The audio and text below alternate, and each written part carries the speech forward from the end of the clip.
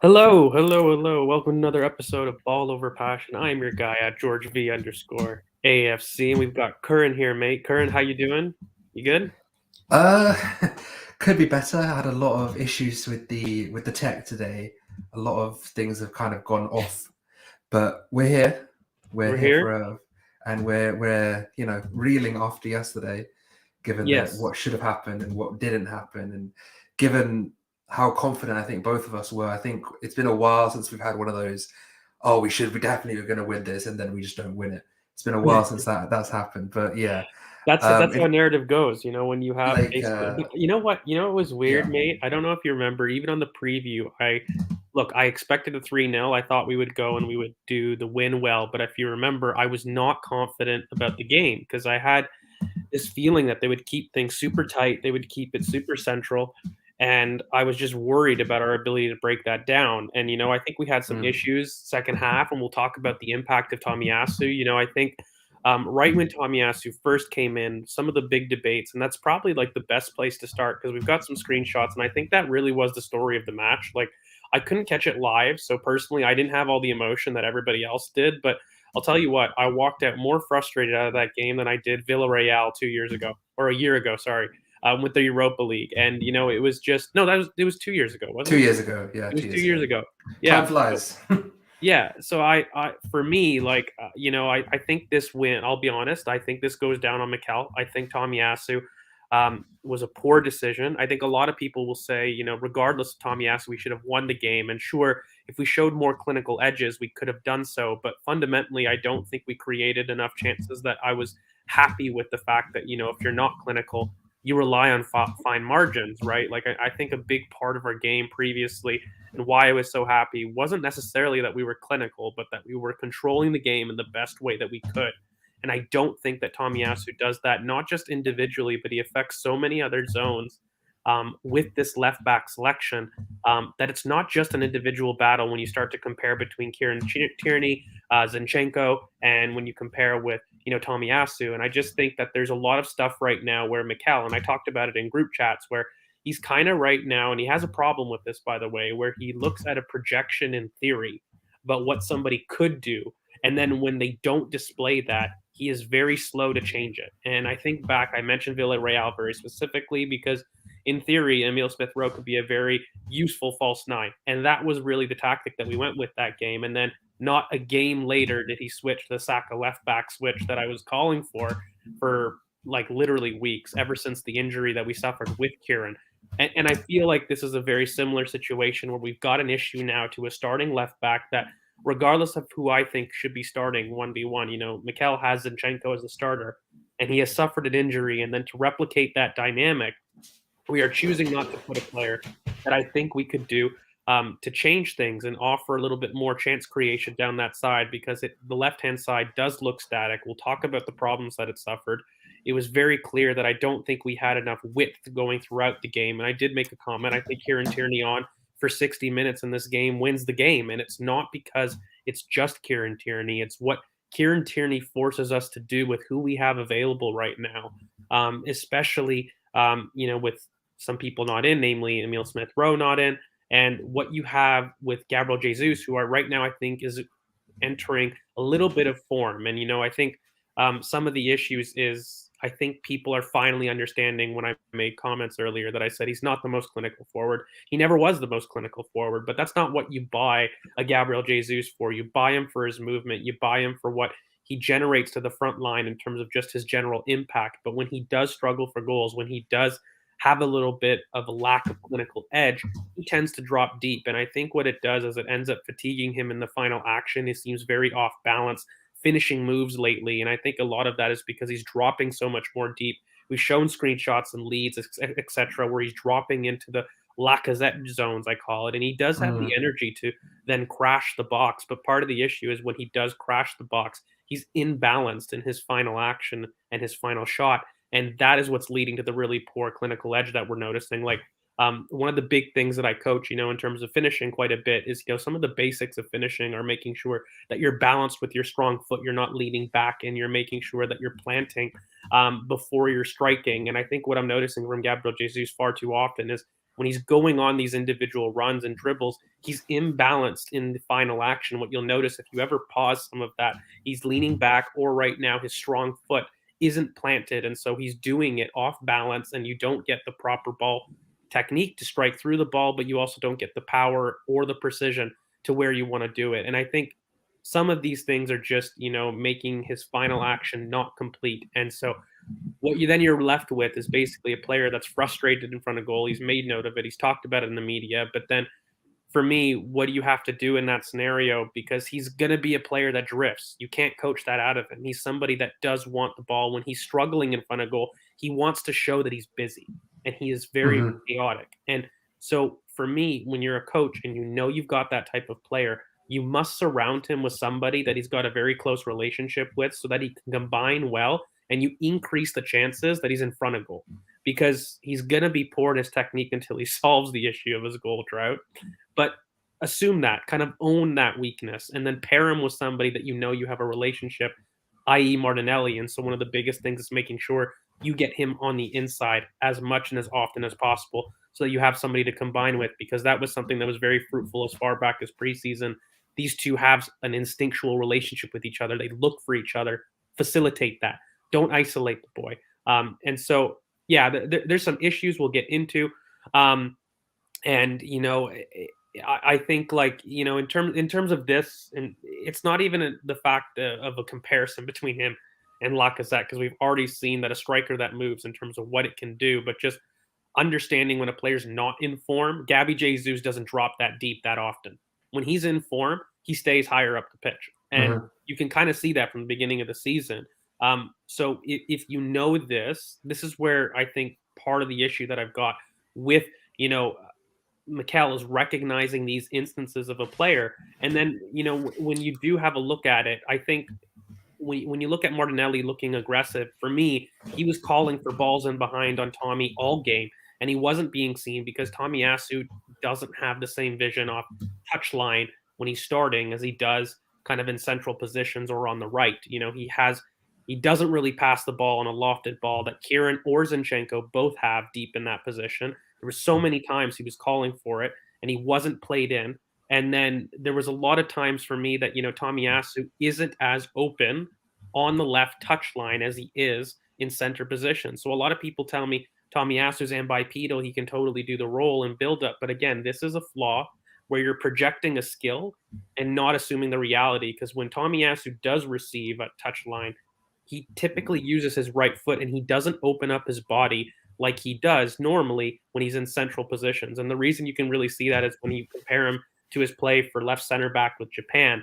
And so for me, that's a clear difference. And so what happens is you end up having a little bit of, remember the Brighton episode last season when we had Sambi Lakunga drop deep as part of the three, and you've got a right footer on the left in build up typically, causing you to have really poor static angles and also not really opening up your left wing. So then he becomes isolated. And you see a lot of times that, Martinelli isn't with amongst his attackers, and he's asking for the ball and he does well with what he gets, but right now he's just too isolated. And so we'll have a discussion about Tommy Asu. And I had a little bit of tweet earlier on, and I talked about our goals. Um, Somebody asked me a question in a group chat, and so it kind of just sparked this thing where look, in the Premier League right now, we average roughly 2.18 goals per 90 off of like 1.7 7 xg, and that's a slight overperformance, and that's not a bad thing. People look at overperforming xg and seem to slam it. That's actually very normal. You do that with really good players. But the difference is if you average that number out, that roughly translates to 82.84 goals over a 38 game season. And when you're looking at 90 to 100 goals as the goal target that Mikel has very vocally talked about in the media, and then you look at City's numbers, which are averaging 3.18, an entire goal per 90 more than us, that translates to a 40 goal difference current. And so for me to assume that that's just supplemented with cover and youngster growth, I think is it's poor. I don't think that's necessarily what's needed. And I agree here. Like, we definitely need a marquee killer to add to the front line, because right now we're missing a certain amount of goals if the aspiration's the title. But I don't think necessarily that was the issue. here. Of course, if we were more clinical against Southampton, I think the outcome's a little bit different, but I still would be complaining about our play. I still would see the left-hand side being far too static. And I think in terms of looking at what Tomiyasu does at left back, it's very different to left center back. Um, and so for me, it's just understanding what those impacts do. And so, firstly, like I'll go to you because I think the Tomiyasu discussion is going to dominate a lot of the tactics that we really see. And so for me, like I'll just put up a couple photos. We'll try to discuss it a little bit, and then we'll discuss what Tommy gives you and why we're seeing Martinelli so isolated. So firstly, like when you talk about the back three, this is very typical of what we will see, and this is a very good aspect of when Tomiyasu is being high and incorporating as part of the pivot, right? And this is when Ben White joins the back three, and this is in our typical 3-2-5. And when we are ball side, our full back drops to form part of the three, and the opposite number joins the pivot. Like that's just a general rule, by the way, that we've done for a while. A lot of people have been telling me that we need Zinchenko because of midfield, but this isn't always the case, right? Like if the ball is on the left, we do find sometimes that Gabriel isn't always the widest of the three. We do see them drop in. But generally, this is what I think was a really good, fruitful combination that we saw, because when Ben would receive, he would play in Martin Odegaard, and he would overlap himself and push Saka centrally. And I think that combination did really well throughout the game, and it should have done a little bit better in terms of its clinical edge, but that was clearly where we were hurting them quite well. And then there were instances, when Tomiyasu is in the pivot in terms of when we receive as well. And so there were times where he's advanced and, he's definitely in the correct position. However, far too often, this is what we saw. And I think it's nothing to do with him, but when he is touchline in this position, Tomiyasu isn't able to join it. It's a part of the two. So right now, immediately, you've got Southampton, who have an easy way of blocking our pressure because we've got somebody constantly on Thomas Partey, and we don't have that extra body in the middle of the park to spin and turn. And it was forcing Granit Xhaka to drop, who is not in this picture, but he would drop typically towards the referee. Now, what does that do in terms of higher up the pitch? It leaves Martinelli very isolated on the touchline. And so when you do that, maybe we get out of the press here. But what it does is it leaves that there's no rotations higher up the pitch. And what you're not getting is the benefit of what we've had all season at the start of the season, which was fluid interchange between Martinelli, Granit Xhaka in particular, to really add to those goals. And that's why, Granit Xhaka's had his most productive season ever. And, he's actually the one that gets the goal anyways. But for you, current mate, like, between these two photos, two times when, Tomiyasu did it really well, but generally I found that this was a problem in terms of having Tomiyasu touchline far too often in our build-up, but also just generally. And he didn't provide the same dynamism. He does not overlap like a Kieran Tierney would, or even a Zinchenko on the wide left. And you're pushing Granit Xhaka to operate much deeper to provide an option for our center backs who are coming up here. But what you're doing then is you're taking somebody away from the front five, you're adding somebody to the defensive line, and you're basically attacking with 4, not the 5 that we're typically accustomed with, and it's leaving Martinelli isolated. Is that kind of how you saw Tomiyasu's difficulty in this match? Look, I think the main issue with Tomiyasu in this build-up and this lineup is that it provides, it makes everything more static in terms of, as you mentioned, the lack of rotation, but more in terms of how the dynamics of spacing.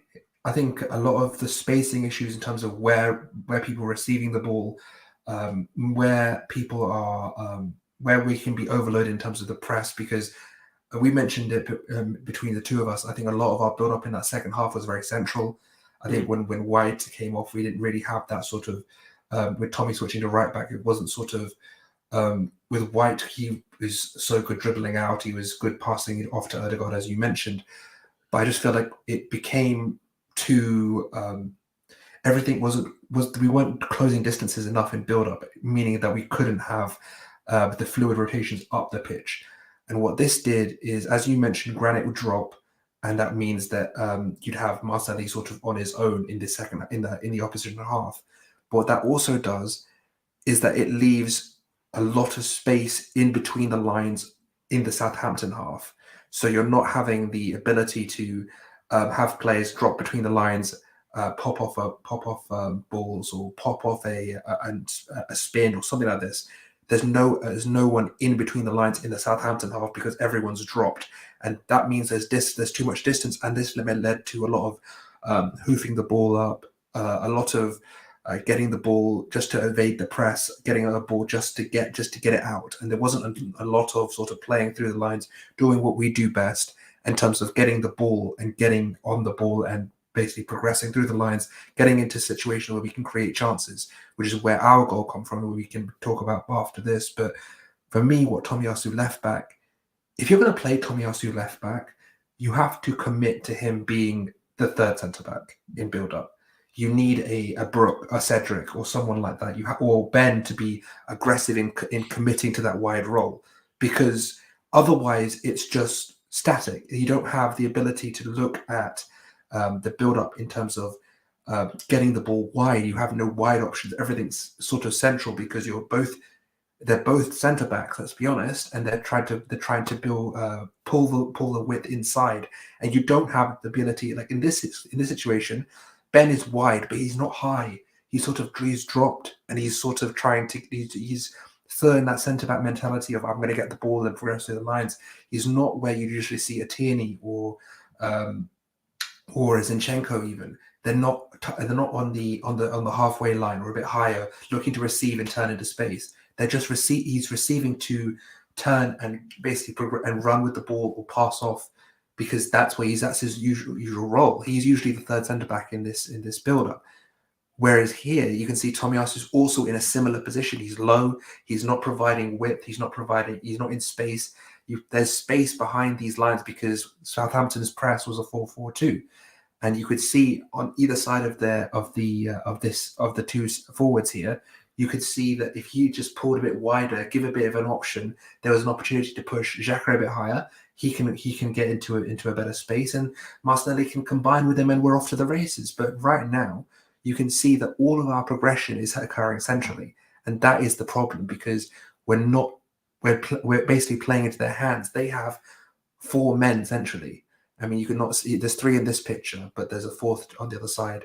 They have a box in the top of their press. Either they have a 4-4-2 or the one of the centre mids is aggressive and forms that 2-1 press that basically keeps the centre locked off. What we need to do is exploit our strengths, and we said it in the preview about wide.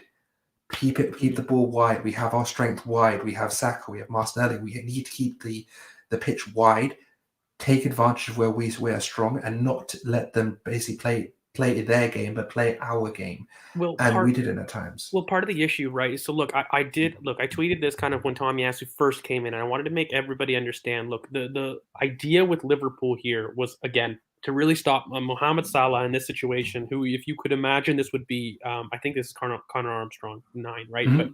But imagine that would be a Mohamed Salah. Like if there was ever a switch from a Virgil van Dijk long ball here, Tomiyasu's distances to a theoretical Salah in this position is very simple to defeat him in aerial balls. That was one of the immediate tactical thoughts that everybody had to see. But when you have this as a Tomiyasu permanent fixture, not for Liverpool and not as a tactical instruction, which by the way was what was communicated to Kieran Tierney here. I struggle to understand, and I get really frustrated with Mikel because I know that in this position, Southampton are going to crowd the center of the pitch. Why are we adding somebody deep who isn't going to be committed to the press as much because they understand that we have an excellent buildup? You have too many bodies that are in the center of the pitch. You need to maximize how many players you have wide, and you need to make sure that you maintain that width. Otherwise, you're left with essentially grubbing for very loose balls or being blocked off very easily by a low block and making it very easy for the opposition here because you're taking away a player from the attack. Now, a Tomiyasu at left back, you're going to prioritize that first phase buildup, but did we need to do that against Southampton? I'm not too sure. And then you're hoping. In fact, it makes it less ability. It cuts off an ability to progress the ball wide because you're having too many players central.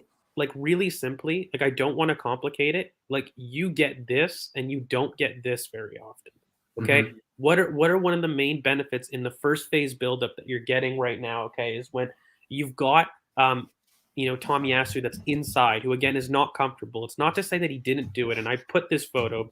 Well, you did. You got the screenshot for us. But this photo shows it's not that he can't do the role. Okay, he can do it. But far too often, because he's not comfortable, and he's not comfortable touchline, he resorts to this and having played a little bit deeper, and it results in us not having a body in the middle of the park. It takes away a player from the attack, and then you're frustrated because now you've got an entire left-hand side of the pitch that rotation-wise isn't fluid, but also lacks an extra player. So you don't have that variation. You're extremely predictable. And when Tomiyasu sits like the Ainsley Maitland-Niles role, you sacrifice less fluid left-hand side rotations for a better transition control. And any right-hand side breaks that you see here that is covered by, a Connor Armstrong in this instance. Now, do Southampton have an enormous threat in a right wing present that's sufficient and that you can justify not having as many rotations higher up the pitch because they have such a threatening wide presence on the right there?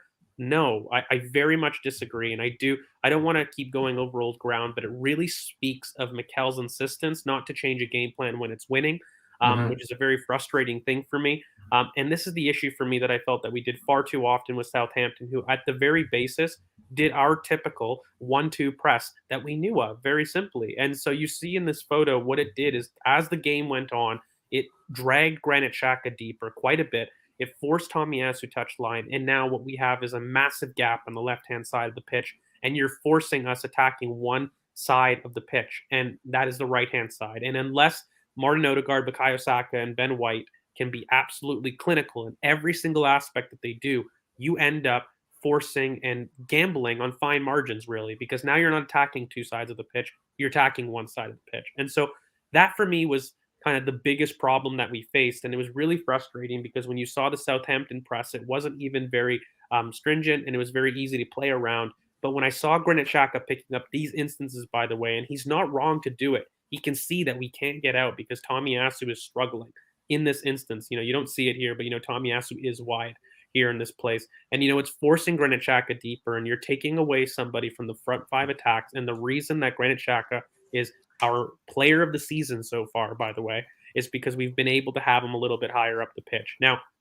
this isn't a problem if you supplement things by having Kieran Tierney high and wide and having Martinelli come inside. This is the tweak that would make sense if you're going to force Granit Xhaka to be one of the two with Thomas Partey in the pivot, which is not a bad tactical instruction. In fact, it's what we should have done from the very start of this match, because as soon as Kieran Tierney came on, he almost won the game for us in this small little cameo. But what he would do, is if Granit Xhaka is starting deeper, you're going to be moving Tomiyasu higher up the pitch, and you're going to push Gabriel Martinelli inside, who now, what the difference is, instead of operating touchline and away from the action, he's going to be closer to the ball.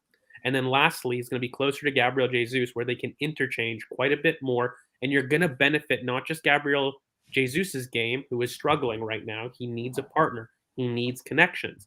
But you're also going to get one of your next biggest goal threats in Martinelli inside on the pitch. And that is fundamentally what we needed if we were going to face a tight central block. Which is what did we say on the preview? We said we needed Martinelli and Saka to run it out to in. That was our main threat. That was the threat that was going to cause them trouble. That was the threat that we needed to take advantage of. No Bella Kotchap on the pitch. We needed to isolate like Licano or whatever his name is. We needed to isolate Salisu, and we could get past Diallo quite simply, because he wouldn't be able to track runners as well as we could run. And that's how the goal was made. We had Saka come inside a little, White on the overlap, and we got the goal that way because we created space and used an overlap to take advantage of it. And what we weren't doing, and this is the same thing for Martin's goal that was ruled out. We had Tierney on the overlap come to the byline and cross in, and Martin scored. It's a very simple, repeatable method of goal creation and chance creation. You can repeat that again and again, and we do it very well. And the issue is that we weren't having the player inside high enough to create that ability to move a fullback or move a centre back inside to create the space behind. That was the issue. We didn't have that rotation enough. We had that rotation enough. We win this game 4-0. And look, 5-0. and part of the issue, right, is look, and I agree here. I do think Partey got quite well, not tired, but sloppy, in the second half. And we'll talk like one of the I have points a theory on that. I have a theory on that, just and quickly. we can talk about it a little bit Yeah. more, but I will say part of the issue is when you've got the guy essentially defending and covering this amount of space so consistently in the first half, you're going to get him tired. And this was a very common occurrence that we had throughout the entire game. And so when you're looking at that, I think Jesus is in poor form. I don't know about that, about him being necessarily fatigued, but he's definitely in poor form right now in his final action. Everything else is fine. I don't have an issue with what's happening. But when you do that, you need to make sure that you improve it with movement, and he needs to be in close combination with his players. And when you talk about a lack of movement here, Lucas, like but the fundamental issue is that left hand side, right? Like that is why there's a lack of movement in general in the team, because it wasn't just some players that weren't moving. It was absolutely an entire side that was being kind of restricted in terms of its ability to rotate. And so when you do that, you're not going to get the same crisp passing. You're not going to get the same movement. You're not going to get the same rotations that are so fluid. And you sacrifice that understanding that Tomiyasu is going to give you benefits in defense. But those are things that we don't need versus Southampton. And so it was really quite frustrating. And we'll have a talk a little bit later about fatigueness, laziness, or whatnot. But I mean, we should get into some highlights of the game and kind of talking a little bit about Before we what do, we can we just saw. quickly talk about the party point you were bringing up, as well as the I Mhm. want just because it's well, for me, the main thing, I agree with the covering space, and I think that's a major issue in terms of what happened. I think he just got fatigued in terms of having to cover that much space for 65, 70 minutes. But the main thing for me, I think, was Martin coming off. I think that what we like to do this season, especially, is have Martin drop and form that kind of elbow with the fullback in the middle of the pitch. And I think what Martin provides is a build up partner for him, and it allows him to get that short pass off. As well as that, he can go vertical, but he can also, if he's in trouble, if he needs, he can just shovel it to Martin, and Martin can run through the lines, or White can. But I think when both Martin and White came off at the same time, switching Tommy, I think to change two of your one side at the same time and bring on Vieira, who, let's be honest, that game was not a game for Vieira. I think he was physically dominated this game. I think he just didn't get to the pace of the game, and it's not his fault. This is just this is the faults that Vieira has at this moment in time. He's going to grow. He's going to get better. He's going to get a bit more I mean, physical. But Kern, like I saw that, but like, look, I don't think we should have taken off Martin because things were flowing through him and he was yeah, having this a is the really thing. good That's game. the next point I was going to make, because with Martin on the pitch, he had the ability to get us out, because we were encroached on our own half a lot of the time, and we were pumping balls through to Jesus, who was missing it, and the one out ball we had that was working was Martin. I So I think don't some really understand. substitutes were at fault, but I will say part of the issue was the lack of final action. And I think as good as Martin has been, he would have helped get us out, but I don't know necessarily that we were struggling in the build up deeper on. I think what I was don't think we really were struggling in happening. the build up, but we were struggling in retaining the ball to getting it out at times, and especially in that second half. I don't And know. I felt like there was some sloppy passes, but there was no way that we couldn't get out. Part of the issue for me was that there was not enough movement in the back line. And so what ended up happening was people weren't releasing, and when they released too late. And that's what was happening for me. And if you add more movement, if you add more width in the left-hand side, we were not losing only our did you duels and not have aerials as taken out. well up the pitch, because we were trying to we were trying to play long, and Jesus just wasn't trapping anything. Well, I And think we played long for me, at least, is because there was a lack of movement on the left, and so you couldn't build yeah, through no, there. no, They I ended up understand the reasoning, marking. but what actually happened was what actually happened. Because like I understand the reasoning for why it didn't happen, because obviously that left hand side wasn't moving enough. It was pretty static. But the result of that was that we were trying to have Gabriel play to Gabriel, and the actual result of that meant that we couldn't basically trap the ball, release our forwards going Well, forward. I'll tell And you if you because keep the Martin on the reason pitch, then you have that out ball to come in. I don't really agree because when you have a look at it, Southampton were extremely compact centrally. And so Yes, part of the reason why we even resorted to the Gabrielle ball wasn't necessarily the fact that we struggled to get through the thirds. I think it was because we wanted to bypass the central block. And when you do have a look at it, Martin Odegaard was substituted in what, the 83rd minute. 83 minutes. Yeah. So like in general, you had almost 83, 85 minutes of sample where we were struggling far more. And the reason we went long is really to miss that block. And by doing so, No, it I was completely to get. agree. I just think that there were multiple areas that we could have exploited in terms of, obviously the width is the main issue. We're both in agreement there. The width is 100% the main issue in terms of not being able to isolate Bukayo and Marcelli, which we both said was an issue going into this game in terms of being able to get them running out to in and having our fullbacks a bit higher. If you're going to play one, because the one point you mentioned earlier about Tomiyasu at left back and Tomiyasu at left centre back is they're massively different people, because if you have Tomiyasu at centre back, he's in the Gabriel role. He's not sort of being that third centre back role. And we had 2 third centre backs on the pitch at the same time, which is kind of why we were so static, because there was no ability to have our fullbacks emerge with the ball, get out at the ball, and we didn't have that width to get around their press. For me, I think it was just as simple as adding width, because when you add width, you add movement. And when you add movement, you've got 2 players that are close to each other that like to play with each other, and Gabriel Martinelli and Gabriel Jesus.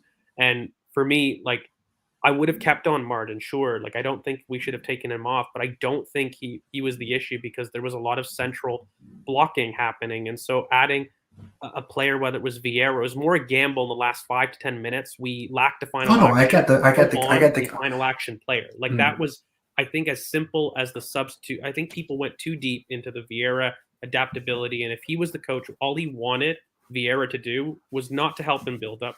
It wasn't to help in that. It was just, let me add a good ball striker, because I don't have one. If Emil, I agree. Pitch, for me, Emil would have been on the pitch a lot sooner if he was available. But it was the same theory. Like, Vieira, for me, is a final action expert. And what he was hoping was not somebody to get touches, but it was somebody, in the few touches he gets, he's clinical to do something. in what he does. And so that was the goal for me with it. But I think in general, when you have a look at it, because we have to talk about some of the instances, but I wanted to kind of just address this point really quickly. Well, Blaze, like, when you have a look at some of the distances that we're forming here, people look at fatigue, and we might as well to get into it right now. I had a question in the preview, or in the promo to this, that talked about lack of like a clinical edge versus fatigue. And this has been a big thing. Well, people think the team is fatigued. I really disagree with this point. But when you've got, unfortunately, this situation happening in the first half, okay, it doesn't matter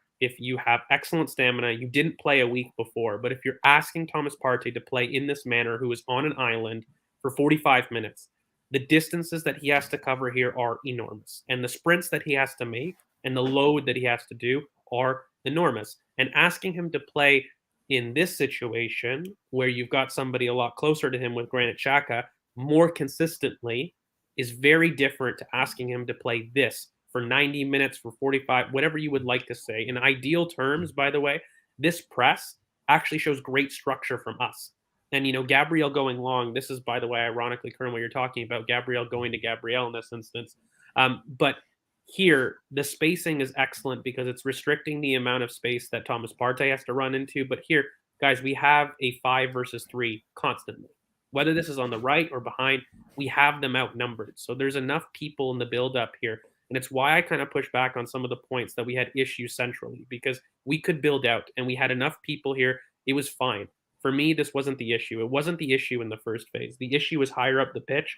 And when you have so many players back, we outnumbered them far and away. But what we didn't outnumber them was defensively. And so, can I refine my point then? Let me just refine this. Yeah. I think by saying that, because I think the build up in itself, if you're gonna build up in terms of building up, I think we're fine. But the problem is, as you mentioned, isolation of players and not having space between and not exploiting space between the lines up higher up the pitch.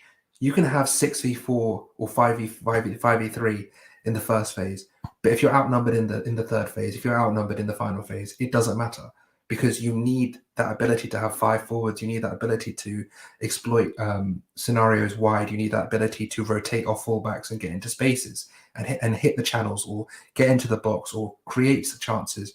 You can't do that with 3 people up the pitch. You have to have 4 or 5 people up the pitch in zones that are able to receive, turn, and get the ball to get the ball to What combine we with other saw, people. like Kermit, like for me here, the disallowed goal because the ball did go out of bounds. Kieran was wide. That no one was wide. And the reason is it's really simple. You add a player up there, it allows us to still have, say, we were having issues centrally, which Hmm. I think for me, it stemmed from, again, Tommy Tomiyasu being so static. He constantly was right footed. He didn't open up his body and he didn't put Gabriel Martinelli through. But regardless, say you end up having a consequence like this, Granit Xhaka drops deep, no problem. That's not an issue. You have to substitute and provide width so you can get Martinelli inside then, because Granit is dropping deep and there's nobody in that center lane. So if you're doing this, part of the issue was Tommy Tomiyasu joined this and it became a 6 and a 4 versus a 5 and 5. That is just the fundamental difference. So if you added Hmm. Kieran Tierney to this here, Granit Xhaka could have dropped deep. We could have joined somebody in the pivot. The distances are fine. No one's running too deep. Blaze, you don't have to worry about Thomas Partey getting tired, which I do think he did. And it was very evident in how sloppy he was in the second half. But you keep the distances tight. And then by simply having Kieran Tierney high and wide, you're able to generate your chances quite a bit. Kieran Tierney will generate at least 2 to 3 chances per game, by the way, on his own by creating separation. I mean, Curran, he already created 2 in his 15-minute cameo, was it in His the end? ability to burst past players and his ability to cross from the byline will get you a chance in 15 minutes. Simply, but also it adds Martinelli inside and it replaces the space that Xhaka is. Right now in this situation, when you've got Tommy forming it so deep like this and you're forcing Granit Xhaka to have to do this, right now you've only got 4 players high up the pitch. And that for me is the biggest issue. So you solve that, you add a player, and you basically improve the movement. So when people talk about that there was a lack of movement, it's because we took away a person from the You're attack. increasing the distances between players, so players don't know how to combine because there's too much distance between them. Like, how are you going Yeah, to combine with a central? You're going to combine a central 9 with a winger who's not inside. There's no ability for a knockdown. There's no ability to, unless you're going to switch at weak foot or something like this to wide. well, It doesn't make sense. it So doesn't you make need that. sense. You need those. You need a Xhaka or an Erdegaard to be in those lanes to attack that space, or have Erdegaard overlap and have Saka attack that space. You You can't basically have the abandon ability a to. lot. You Yeah. kind of abandon a lot of the principles that we had at the start of the season. It's really simple. And so for me, if we continue to do this, it's going to be a mistake on Mikel. But Hmm. this was the big talking point for me, and it wasn't necessarily a fatigue per se. But when you increase the distances that a team has to cover, they're going to suffer. Part of the benefit, for example, of if you wanted to compare a previous game in terms of PSV, where our performance was far better, by the way, like really simply, look at the distances here in our passing network. Everybody is close to each other, and it was one of our better games, despite having a lack of final action. We played phenomenally, and we're extremely dominant in this PSV game. And it comes down to having the distances really tight to each other here. And for me, when you don't have those distances tight, and when you end up asking somebody to perform a role like this is a very different kind of passing network that you don't like to see as a coach and what Mikel won't like to see. And it really comes down to lack of width, lack of making sure that, if Gabriel Jesus is going to drop deep, by the way, he needs a player to combine off of. Okay. And, for me, Martin doesn't have the explosivity to combine with him and a burst in the space. Gabriel Martinelli does. And so to get him central more, it's where he found a lot of joy earlier in the season. It would help out Gabriel Jesus. And in the end, they would play each other into form. And it was just very frustrating because I felt that Martin Odegaard was probably one of the only people, along This is with what I would Granit say. One. Xhaka Yeah. and Gabriel Magalhaes, who had an excellent game. Like I think. Gabriel, left Yeah. center back, was phenomenal all game. It was definitely a post contract bump. I think he was incredible. He was very sturdy. He was making excellent decisions with the ball. By the way, going long, a lot of people don't think he has that passing range, but he did. And Granit Xhaka was phenomenal in this game too. But we definitely need to get into some of the highlights in terms of the first half, and then we'll get into the second half. But really quickly, you were going to say something. I was just gonna say that Ben had a great game as well. I think Ben was, in terms of getting overlapping and hitting that right hand side, he was very good. And I think we missed that a lot when he came off. I think changing the dynamics. And I was saying it to you. I said it to you. I said it on the timeline. I just think that the subs with I would have taken Tommy and what do you call it, Jesus off instead of going with changing your entire right hand side. But we've got into that enough. I think we should get into the the goals and the talking points. Let's put it that way. Yeah, absolutely. And you know what? Here, some of the things to really illustrate my point is I don't know if you remember, kind of. So right off the bat, like to start, the game started pretty frenetic. Yeah. There was a lot of transitions between back and forth. I think Southampton had a very loose transition where Lianco drived in like the 5th minute. It was just a shot on target with Aaron Ramsdale, nothing too big. But immediately after, Granit Xhaka has an excellent shot. But what it comes down to fundamentally, again, is Granit is high and wide. Martinelli is finally inside, and he combines with Gabriel Jesus, who has a loose touch. It's an excellent kind of block by Salisu. And Granit just has an extra shot kind of in the back here. And the reason I highlight this bit of play is it's the one time that Gabriel Martinelli was central. And this is the biggest problem that we suffered pretty much all game. If we had more instances like this, I think we win this game. And for me, it's a good shot, but it's never really troubling anybody. But we didn't have Granit high and wide enough that could allow Martinelli to come inside, because every time Martinelli was inside the pitch and not really touch line, he caused havoc. And so it kind of continued. You can't have Like Martinelli. You can't have Martinelli inside if you've got no one inside, and that's what happened the entire game because well, he didn't have anyone to play off, and this is no. the thing we had going forward. Well, yeah, and I think even with Martinelli, he's somebody that's creating at a crazy level. Only Kevin De Bruyne has created more chances in the league this season than him. So he's somebody that you have to feed. And when somebody's in that kind of form, you definitely want to kind of give the ball to him and let him run, so to speak. But even in the 8th minute, Martin Odegaard has a chance where I think he should bury again. It's kind of similar to what we've seen in the past. Top of the box, we work it well. He has kind of a one-time shot, and it's not on target. But again, you don't want to really criticize because he's been doing well all game. But it's just an example. In those first kind of flurry, there was a 10-minute period, right? In the first 10 minutes of the game, essentially, we had an excellent amount of chances of people in the box. Ben White had a beautiful cutback for Granit Xhaka's goal, which happened in the first 10 minutes. And I'll give it to you to maybe walk through the screenshots. But before that, I just wanted to highlight we had 2 chances in the box to really end the game before we even got that Yeah, goal. And we'll keep talking about our ability to end the game, by the way. But all of the instances where we could end the game, I'm just going to reiterate, were because we had players like Granit Xhaka high and wide that pushed Martinelli inside, providing that width. If we didn't have the width, which we lacked kind of most of the game, then you weren't able to see us combine in that way. And that's why the first 10 minutes we started so strong. But Kern, I'll give it to you because it's almost 45 minutes and we got to get through the flashpoints. But yeah. walk us through the goal in that first 10 minutes. Right. So basically, what happens is Ben White receives the ball just before the halfway line, and then drives into space. Gets it off to Saka, who lays it off to him. And White then bursts into space, and which is why we were saying before about making sure to hit players in wide areas and basically spin the ball back and get the ball in behind their line. I think this is so crucial because it shows that even in this picture you can see 1, 2, 3, 4, 5 in a line. You can see White, Saka, Odegaard, Jesus, and Xhaka there. They're all basically in a line looking to fill spaces, occupy lanes, and be in zones where they can attack the box. And we see from the cross here, you can see there's 3 men in the box. And you've got a 3v3 in the box if White can get the ball past into that area. So I think a fairly simple goal. Xhaka gets the ball in the back of the net. It's always hard taking this screenshot because you can never get it on the foot. So it's just sort of, it's there. the finish is there. I think we all saw it. Weak foot again, 2-2 for Granit. But what did you think of the goal, mate? No, it was beautiful, and it was just we had done it like twice before. The goal, so I knew it was coming, and it was again. But where does it come from? Ben White providing the width. In the story of this game, again, constantly what I'm going to tell everybody who's listening is our best moments came when we provided width because they had such a big central block. The only way that you were going to get around it was through the wings. And I was just so frustrated that we didn't see it more. But Ben makes up 40 yards.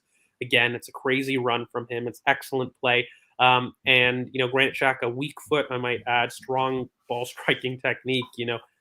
He's really providing the goal threat that Emil Smith Rowe did for the first 8 months of last season in the same areas. We're looking for cutbacks at the penalty spot. Like it's a chance creation method that we do so often. I'm just frustrated that we didn't have a partner in Kieran Tierney to be able to provide that both sides because I feel as though that Ben does it on the right. We needed a partner on the left. Just gonna say it again. This scenario, right? Where is it? Here it is. If we switch this around, we switch us on to the side, and you have Martinelli just laying it off for Tierney. Could you not see that happening multiple times in a game? Well, that's the thing, right? That's the whole point. This is what we're saying is if you have the ability to overlap on both sides, you can't just have if we're cutting off one side of the pitch and saying, okay, we're going to crash one side of the pitch and then advance one side of the pitch. This isn't 2020. This isn't the FA Cup run. We have players that can do on both sides, so we need to be able to use that. And even Martin here, you can see Martin getting into an area where he can crash the box. You can see Xhaka crashing the box. You have runners that can run into zone 14 areas, runners that can run into the box, and we weren't using them. We didn't have the bodies to use them. So yeah. Yeah, and you know what? Look, Martin Odegaard then follows it up with a really good chance where Thomas Partey makes a great interception in the 24th minute. It pops off to Martin, who doesn't think twice, and I've got to praise him again because he releases quickly. That was why he was having such a good game. He wasn't dallying on the ball. He wasn't taking an extra touch. He releases Gabriel Jesus, who has kind of a solo run, and he blasts a shot in the side netting. But I'm not upset with that. He makes the most of that. He is kind of one versus like two or three. Gabriel Jesus does have to do a lot to score that goal. But what I did like is it's a strong interception by Thomas Partey. But what I love is Martin Odegaard finally releasing. It was just first time, and I don't think he does it enough. This is the major step up this season for him, though. He's been a lot more aggressive this season. He's been a lot more adventurous in his. But I think playing a bit deeper has allowed him to see the ball a bit, to see the pitch a bit better. In my opinion, I don't know what you think about that. He's more comfortable, mate. He's much more. He likes touching the ball. He's that typical ball carrier, and yes, he's not an aggressive. People think that it's because they didn't understand he wasn't a final third operator. No, everyone knew that. That wasn't because we don't judge him because he doesn't get goals and assists. It's judging him because he isn't vertical when he does have the ball. He can do those things, but the reason he's done so well this season is because he isn't delaying on the ball. He isn't delaying the release of pass, by the way, which has no impact on your goals and assists. It can in some instances, but really that's what helps deeper. He's a lot more vertical. In this moment, by the way, Karan, he doesn't shift it to his left. He immediately hits Gabriel Jesus first time. And that's what we need. He doesn't carry it for 1 or 2 or to 5 yards and then release it. He releases the pass immediately from the interception. And that gives Gabriel Jesus the opportunity to spring a counter. When you delay those balls, you don't necessarily get it. So for me, that's been the biggest change this season. He just released a lot quicker. He's been a little bit more vertical, which can be interpreted as him being more aggressive, right? But he's added those two things a little bit. And, he's taking shots. I do want him to be a little bit more clinical when he's in those areas to score. But if he's going to take shots quickly, I'm not going to critique that because the goals will come. And when that happens, he'll learn to become more clinical in those areas over time. But like the first, my theory is I feel like he's taking his touches deeper, and I think he's been instructed to when he gets to that final area, you've got to release. And I think he's more happy being that sort of that second. I hate using these kinds of terms, but second phase sort of controller, sort of being that middle third guy to connect between the lines, release, get Saka into areas where he can run out to in, and sort of. He's overlapping a little bit more this year, but this year he's more comfortable making that underlap third man run into the box and letting White do the overlap on that right hand side. I think he's taking the main thing for me is less touches in the final third. I feel like he's reverted back just to certain things he was doing during his loan period, where he would sort of take sharp shots as well. I think that especially in zone 14, he's been a bit more aggressive. But yeah, I think that there's been a lot of improvement with him. The main thing I do want to get across with some of these chances, though, is I think that especially in the first half, we were much more comfortable down that right-hand side. And I think we were much more, we had that ability to have combinations down that right-hand side because we were sort of seeing that the lefts were it was sort of like a reverse FA Cup bit run. Where we were doing like build up, we were building up from left to right and then going right to left. And yeah. Well, Yeah. I mean, there was a little bit of that, and we just had a little bit better connection. But even Hmm. just before the half, like Martin Odegaard does that beautiful kind of chip ball where he just kind of loops it up, and Gabby Jesus just kind of screws up the volley for me. And look, he has to do better. Like, I mean, I like that's an easy chance. Like, I understand it's a volley, and people may think that's a really hard chance, but as a striker, that's your bread and butter. Like, you do have to at least make a solid connection. Okay, like forget the fact that it goes to the keeper. Like if it goes sides anywhere, that's a goal. Like and so for me, it was a good piece of interplay after some chance, in terms of the ricochet. But again, we're moving things at pace. And Gabby Jesus does a really nice wall pass, and the Martin Odegaard just does a really beautiful scooped ball up. And Hmm. look, it ends the half, and then you transition to the second half, and this is where the frustration goes because all the tactical issues that we talked about before started to become a lot more prevalent. Just Thomas Partey got a lot more tired. I agree, Gabby Jesus got tired, but we didn't have enough width consistently. And what ended up happening was Southampton were getting a lot more joy and transition from us. I think Ben White got sloppy in the second half. Aaron Ramsdale was really quite angry with him on several instances because he was going back and he wasn't as aggressive with his passing. But I'll have you walk through the goal because in the 65th minute, they do score for me that was against the run of play, but we kind of give them the impetus to do so when you're not clinical I and you're think this and you're turns the basically game a bit. playing with your dinner I because think then we were dominating the game, and this kind of turned the game a bit. I think after this yeah. we kind of retreated a lot more. But in that second half, I don't think we were starting off in terms of like, oh, we were just defending a lot, and we were giving up field till and sort of just retreating to our shell. I think we started off pretty well, and then the goal kind of just sort of nullified that ability to progress and carry on the game. But yeah, we'll get into it. So, Well, sorry, like just yeah, go really on. quickly, like I have to say, like before you go, like part of the issue is William Saliba steps super aggressively, and he doesn't win the ball. And part of the issue is when you're going to make a gamble like that, you've got to make sure that you're winning the ball because Thomas Partey is there marking, and I think when you put your screenshot first, Curran, like Mhm. it'll show it. But part of the reason is because William Saliba isn't there in the back, and it's because he's stepped far too early, and this is poor by him. He needs to learn not to do this. But in the back there, you end up essentially in this situation having Granit Xhaka run very, very deep and Martinelli run deep that they're not picking up the people in the center. And from this position, by the way, I'm upset that Tommy doesn't engage. Like for me, you've got to understand that there's a player behind you, but Tommy backs off, and I've seen this with Zinchenko sometimes too. But he backs off too much, and he doesn't engage his marker, which he should. He should be aggressive here and meet his marker, but he keeps backing up, allowing him to take territory. And then I think when you keep going through the screenshots, in terms of tracking the Armstrong run, right? Like after that, he's in this situation now where Gabriel is just there to block the shot and, look, Armstrong does a very good finish from a nice slid ball in behind. But for me, this is the issue because Tomiyasu allows himself to get turned when in reality, he had this situation here.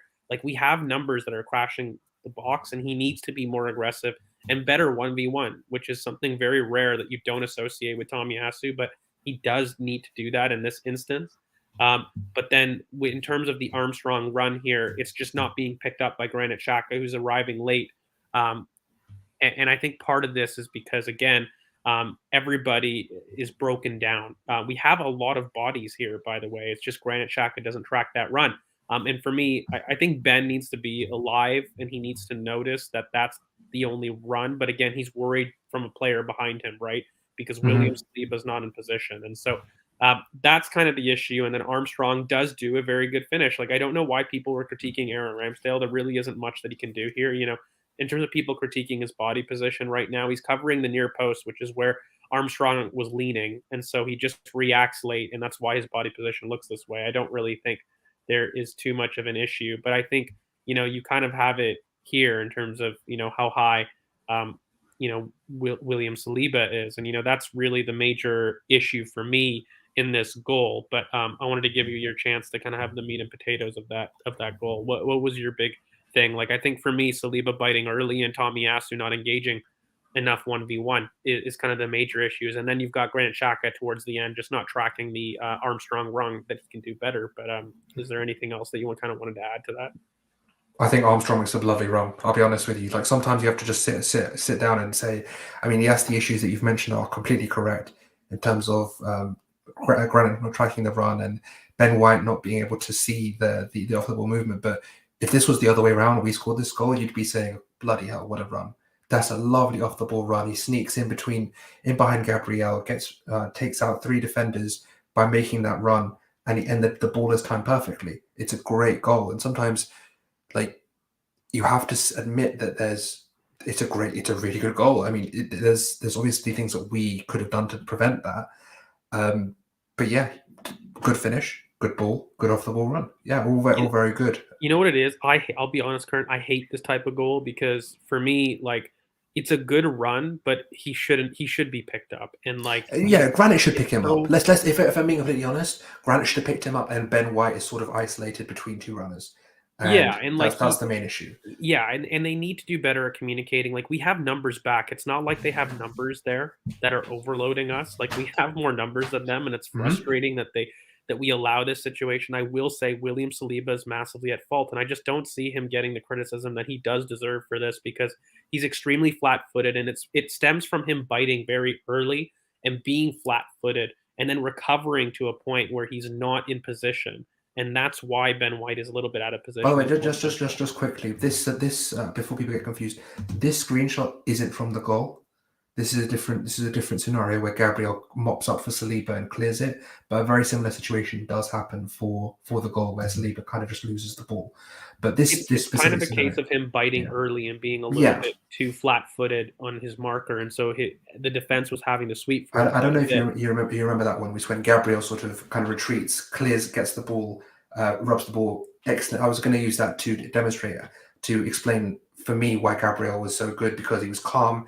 His ability on the ball was great. His ability to cover for William Saliba, who's, as you mentioned, didn't have the best game, was amazing, and he really did cover the space well. He was great in build up. He was great in terms of being able to switch the ball.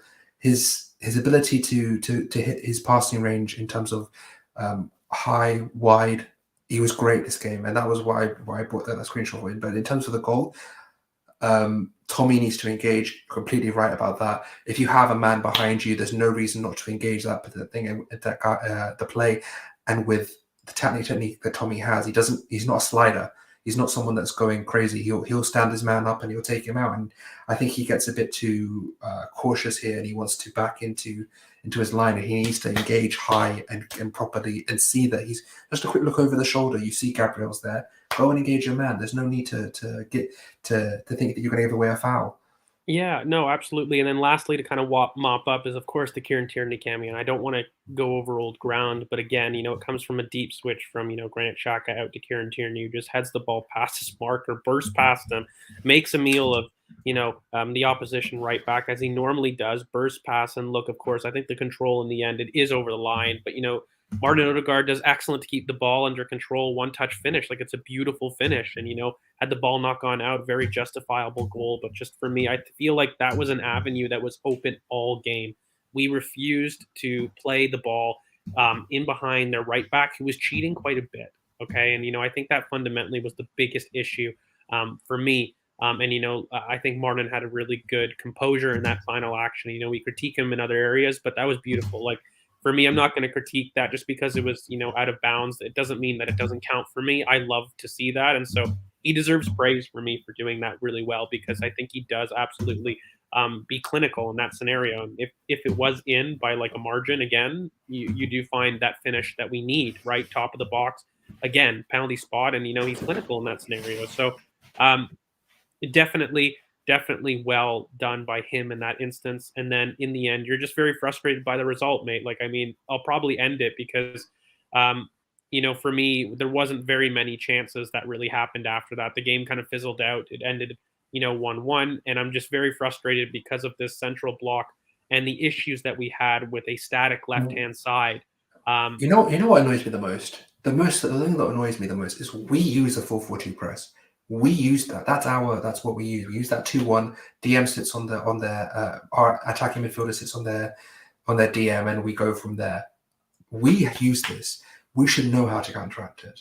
You know the space is wide. You know that you need to keep your width Well, part of as the essential as problem, an area. And I we think, tried to say maybe. this on the preview consistently that if you don't keep your play wide, you have the our main chance creation methods are from wide overloads that allow players to get in behind and create cutbacks. That's what we do. That's our bread and butter, and that's where their weakness is. And we didn't use that, and that's what was so frustrating about this game. So I think like part of the issue again is like I think we knew how to do it, but then this is where I always say playing profiles that don't belong in these zones, by the way, can lead to problems, right? Like I think the team knew how to do it because there was a lot of times Gabriel tried to go long, Mhm. right? Like we knew how to beat it.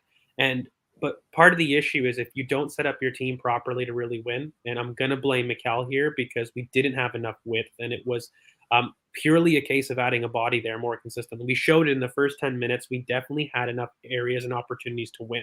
But every single opportunity that we did well against Southampton was when we made use of the wide overload. And it was not just because it's a chance creation method, it's because Southampton crashed centrally. Therefore, space is going to be wide. Wide. Like it's just very normal. It's so basic as a tactic. I knew it was going to be the case. And I was just very frustrated that naturally by having Tommy in, I knew immediately we would struggle, and I was worried with the lineup coming out. I was convinced Kieran Tierney would be in. We said on the preview, we need width, provide the best width creator in the team, put him in.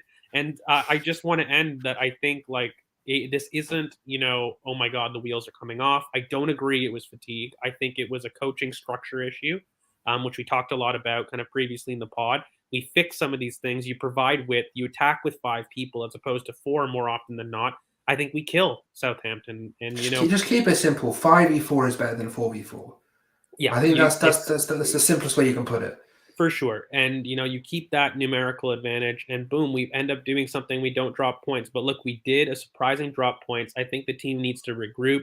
One thing I will say is the longer that Mikel is persistent stubbornly to include Tomiyasu, and I think Zinchenko is a very short-term fix, by the way. Like he did say that he was going to return before the break, so that's within the next week or two. So the longer he continues to not have Kieran Tierney in place of Tomiyasu at left back, the more that we're going to struggle, and the more we're going to see the left-hand side be static because of this issue. So I don't want to see Tomiyasu left back. I am fine to have it in an emergency cover situation or specifically against Liverpool or a winger in the same threat. Okay.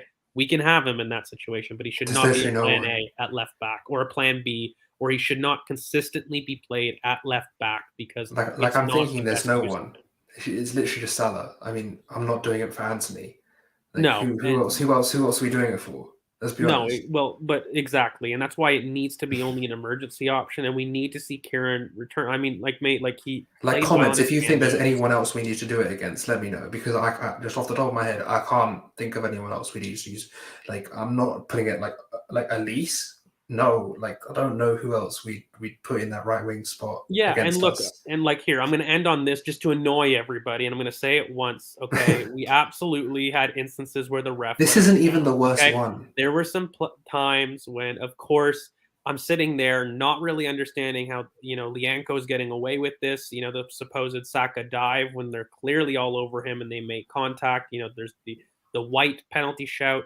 Look, there were so many times that the ref was failing to do his basic job. But for me, I wanted to keep it a quick 30 seconds, and I'll annoy everybody from the screenshot. But guys, the ref was also, I believe, wasn't he the same ref that Aston denied our Villa. penalty with Tyrone Yeah. Mings as well? Like it Look, was the same. all I'm going to say is when you have a ref that consistently allows one team to physically stop another team from getting out of their own half, as we did with Gabby Jesus consistently, Lecano, Coletta Carr, these guys were just all over him consistently. When you stop a team's outball and you stop them from getting out of the box, what do you think is going to happen? And I agree. I don't want to talk about it because refs do not define a performance. You have to deal with it. Everyone has refs. You No, don't I just have I VAR kind of going want to over. go for the point was he was incompetent. It Mm-hmm. definitely cost the match, but there was more wrong with our structure that I needed to highlight that I don't want the narrative going that we lost the game. purely because the ref, or No. that refs were the reason that that game was lost. I like the TikToks as much as the rest of you guys, but like not it's not the main reason. We lost this No. we lost this game due to a lack of width and a lack of penetrative ability in the final third. That was the main Granted, thing. I will say, facts, he's incompetent, and I don't want him reffing again. Like, he did the I same know. thing with Screw Tyrone him. Mings when, Tyrone Mings throws Bukayo Saka to the ground. It's the same ref. So for me, he's an idiot, and I kind of just want to leave it at that. And I think everybody, in the comments, we should probably leave it at that. But thank you so much, everybody, for your engagement. Guys, thank you so much for tuning in. Make sure you guys like, comment, subscribe. You hit the bell for notifications to know when in fact, we do upload. And, of course, all the boys' socials down here at GeorgeV_AFC and Curran. You can find him at Curran BoP. You can find Chris at CKFTBL. And, of course, we're Ball Over Passion at YouTube or at BoP Footy on Twitter. So, guys, thank you so much. I hope you guys were able to digest this well. I'm sorry for the fixture loss, but, well, not the loss. It was a draw. We drew. I think that the idea that we think it's a loss shows a lot of progress, at least. But, look, we pick ourselves up. We kind of focus on the next game. PSV is coming up, so we'll have a preview for that for you probably tomorrow at some point. And then, guys, we've got another game this weekend. The games just keep coming thick and fast, and it's Forest at home. I'm loving it. And just the last thing before we do go, the last thing I want to say is Chelsea drop points, United drop points, Spurs drop points. Like, if there was a weekend to drop points, this was the weekend, because I think that this is it is. Or the weekend to capitalize, some might argue. But I mean, look, I'm just glad that Spurs were on after us. It was a fun way to rebound after that. That it is what it is. We're still in this top four title, whatever you want to call it, race. I don't know what it is at this point. But yeah, we have to regroup. We have to go for PSV. I really want us to secure this top spot. I don't want to get anywhere close to this round of 16. Well, so absolutely. It's an important game. Like, this is the game before Forest, and sorry, really quickly, Tabs. Like, we stream like 2 to 3 times a week. Definitely off of pre-match previews, reviews, and other stuff too off of match. But PSV, we have to do the job. I agree with you, Curran, because Zurich is right before Chelsea, and I don't want us. I want to see some youngsters. I want to see Keon. I want to see I want to see some guys. I want to see some boys in this squad. I want to see different. I want to see Ethan. I want to see some names. So I hope we can just secure it, and then maybe we can even get a debut in the Europa League. Let's hope. But I know Mikhail doesn't like it, but we'll see. Also, the Europa League has that weird rule change, right? Like, some people just can't be debuted. I think Keon's eligible, isn't he? Sorry? I think Keon's eligible, isn't he? Keon's eligible because he's older, but some of the younger ones that you really want, Ethan isn't, but like so you may not be able to have that. But guys, you know what? Matty Smith. we will leave it there. We're going to have a preview for you guys. Again, guys, please make sure you do all the beautiful stuff. Leaving a like really does help the channel. So if you guys can, before you guys go, drop a like on the video. And of course, hit that bell for notifications to know when we upload, because we're going to come in quick and fast with you on the video. So thank you so much, guys. And I'm going to tune out. We'll catch you guys tomorrow for the preview of PSV. All right. Peace, everybody. Have a good one.